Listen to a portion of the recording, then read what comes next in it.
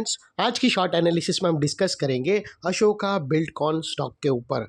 दोस्तों ये स्टॉक अगर आप देखो तो अक्टूबर 2024 से करेक्शन के अंदर चल रहा है। मोटा मोटी देखो तो दोस्तों पूरे 2 महीने स्टॉक ने करेक्शन में बिता दिए और करेक्शन में भी दोस्तों स्टॉक ने दोनों तरह का करेक्शन दिया, प्राइस वाइज टाइम वाइज दोनों।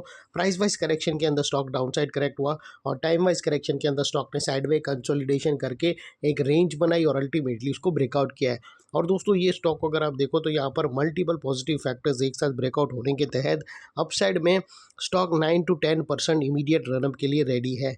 लेकिन दोस्तों इसमें कोई भी हमारी बाई सेल होल्ड रिकमेंडेशन नहीं है, ये प्योरली एजुकेशन पर्पज से मैं अपना पॉइंट ऑफ व्यू आप लोगों के सामने शेयर कर रहा हूँ। कोई भी पोजीशन लेने से पहले अपने फाइनेंशियल एडवाइज़र को ज़रूर कंसल्ट कर लेना।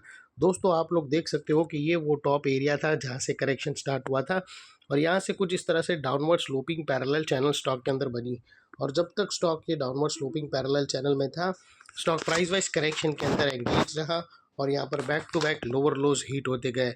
दोस्तों अगर आप देखो तो फर्स्ट लोअर लोज यहाँ पर हिट हुआ, सेकंड लोअर लोज यहाँ हिट हुआ, थर्ड लोअर लोज यहाँ हिट हुआ और जैसे ही दोस्तों ये downward sloping parallel channel upside में ब्रेकआउट हुई, इसने मल्टीपल हायर हाइज को ब्रेक करके उसके अबाउट सस्टेन क्लोजिंग देकर कंफर्म कर दिया करेक्शन कंप्लीटेड।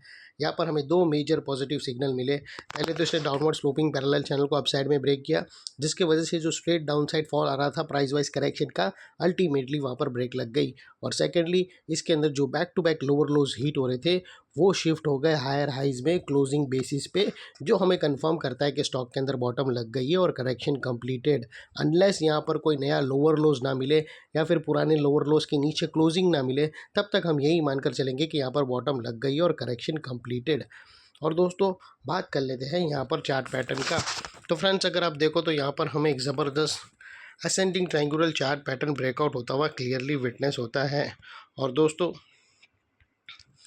ये पैटर्न की जो नेकलाइन है वो तकरीबन दोस्तों 247 के आसपास की आती है और ये जो इनसाइड रेंज है ट्रायंगुलर चार्ट पैटर्न की ये तकरीबन 9 से 10% की है, जो ऑलरेडी ये नेकलाइन से ब्रेकआउट हो चुकी है। अपसाइड सस्टेन मूव स्टार्ट किया तो स्टॉक 10% 9 to 10% अपसाइड रनअप दे सकता है और वो लिहाज से दोस्तों स्टॉक का जो अगला टारगेट निकल कर आता है वो 270 का आता है, जो तकरीबन दोस्तों 9 to 10% के बीच में आता है नेकलाइन के अकॉर्डिंग।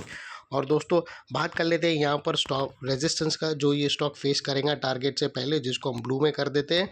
और दोस्तों यहाँ पर एक ऐसी भी पॉसिबिलिटी बनती है कि जब भी स्टॉक रेजिस्टेंस के पास पहुँचता है तो वहाँ पर वो रिजेक्शन फेस करता है और दोस्तों फिर स्टॉक नीचे आके नेकलाइन को रिटेस्ट करने के बाद फिर से अपसाइड भी मूव करता है, तो ऐसी भी एक पॉसिबिलिटी यहाँ पर बनी रहेगी। तो वो लिहाज से अपना माइंड सेट वैसा रेडी रखना, एक रिटेस्ट एंट्री आ सकती है, उसके वजह से एक वॉलेटिलिटी भी हो सकती है।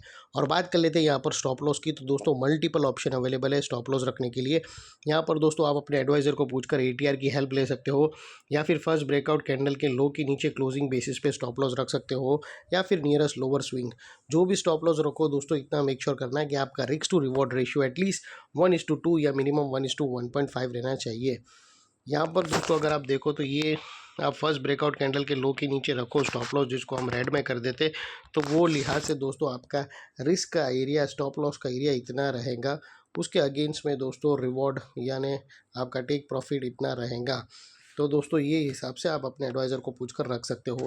और फाइनली दोस्तों नेकलाइन के पास का ये एरिया बहुत ही इंपॉर्टेंट एरिया बनकर खड़ा है, क्योंकि अगर आप देखो तो मल्टीपल पॉजिटिव फैक्टर्स यहाँ पर एक्शन में आते हुए मिले। यही एरिया पे हमने डाउनवर्ड स्लोपिंग पैरेलल चैनल को अपसाइड में ब्रेकआउट होते हुए देखा, लोअर लोज हमें हाई राइज में शिफ्ट होते हुए मिले, यहाँ पर हमें ascending triangular chart pattern breakout होते हुए मिली। तो वो लिहाज से दोस्तों ये एरिया जो अभी तक एक स्ट्रॉन्ग रेजिस्टेंस था वो अल्टीमेटली स्ट्रॉन्ग सपोर्ट बनकर खड़ा है और इतने बड़े स्ट्रॉन्ग सपोर्ट के नीचे क्लोजिंग बेसिस पे आप लोगों का स्टॉप लॉस रहना चाहिए, जो आसानी से हिट ना हो। और बाय एनी चांस अगर क्लोजिंग बेसिस पे हिट हो जाता है तो दोस्तों नो इफ नो बट सीधा स्टॉप लॉस देकर ट्रेड को वाइंड अप कर देना।